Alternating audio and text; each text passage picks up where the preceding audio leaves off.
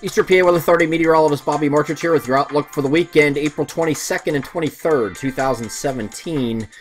We're going to have a dreary weekend with not much in the way of sunshine, might not have any sunshine at all for some areas, and we're going to have an area of low pressure moving to the south that's going to be along a boundary that came through yesterday. We had a cold front boundary that did come through yesterday. Will stall south of the region, and this area low pressure is going to ride this boundary eastward. I do think for at least the southern half of the coverage area, there's the opportunity for some showers, at least for the latter part of Saturday into Saturday night.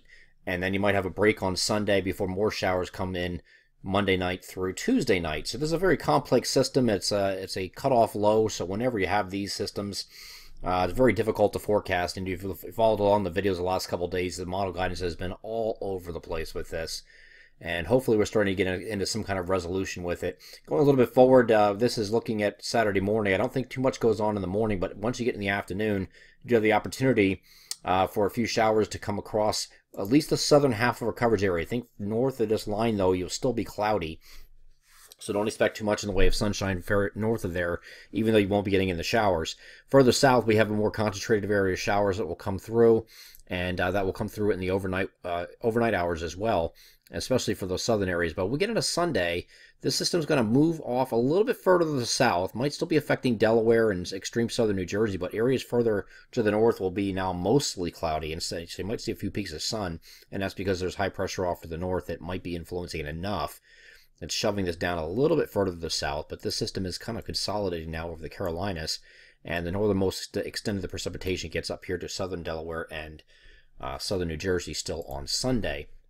I'm going to go over the NAM high-res future simulated radar look. Start us off at 5 o'clock in the morning on Saturday, take you through this. A few light showers across central PA, very intermittent and light. So you could be have a shower in the morning, but most of the rest of the day is just cloudy and dry. Here's 11. Here's 2 p.m., here's 5 p.m., and then you get some showers coming in from the southwest, and this is in association with that area of low pressure moving along that boundary. The NAM is the most aggressive with this precipitation getting this far north. I'm a little skeptical of that, but I don't want to dismiss it entirely just because it doesn't have a lot of support from the global models getting this far north, but we are going to allow showers for both east central PA and, of course, points south. Might even get some in northern New Jersey as well.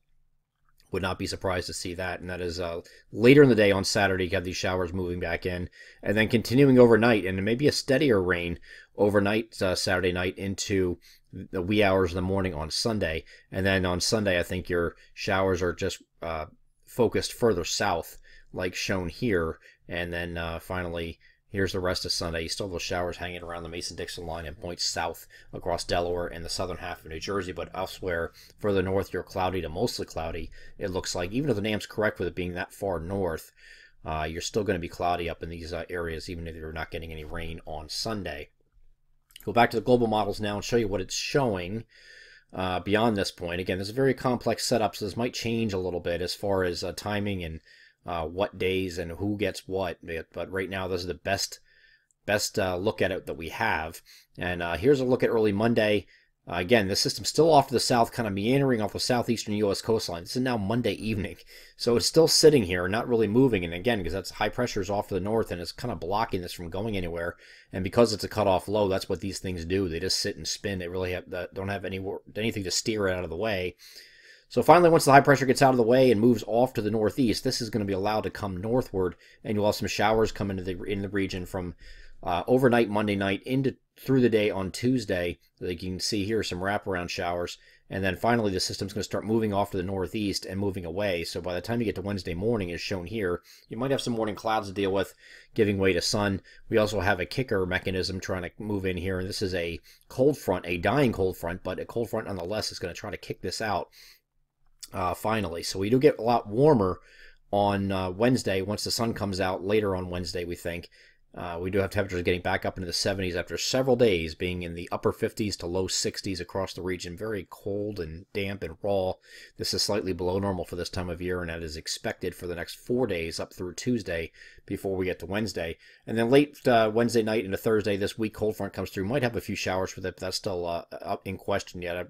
Some models are showing virtually nothing, so we'll just keep that on the back burner for now. But right now it looks like not a big deal. And then the rest of Thursday looks like it's dry and it's going to be very warm. Temperatures getting up the upper 70s near 80. Warm front goes through, reinforcing on Friday, early Friday, the week late Thursday night, early Friday, and then it looks like Friday is going to be a much warmer day, with temperatures getting up into the 80s. As we get to the end of the week here, into the weekend, we're going to have a really strong warm push of air as this big ridge pushes in ahead of this next front that won't get here until Monday. But these are the kind of temperatures you can expect over the weekend. Next weekend, we're going to have temperatures well into the 80s.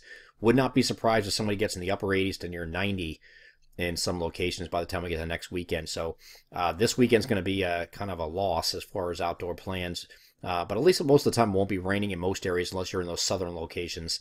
And if you're further north, you just have to deal with plenty of clouds and the cooler conditions this weekend. But next weekend it's going to be a complete turnaround with sunshine expected and temperatures well into the 80s, maybe even approaching 90 in some locations in the usual hot spots around Philadelphia, maybe around Harrisburg, York, and up here again in northern New Jersey, up near Newark. I'm Eastern PA Weather Authority meteorologist Bobby Martich. That is your outlook for April 22nd and 23rd, 2017. Have a great weekend.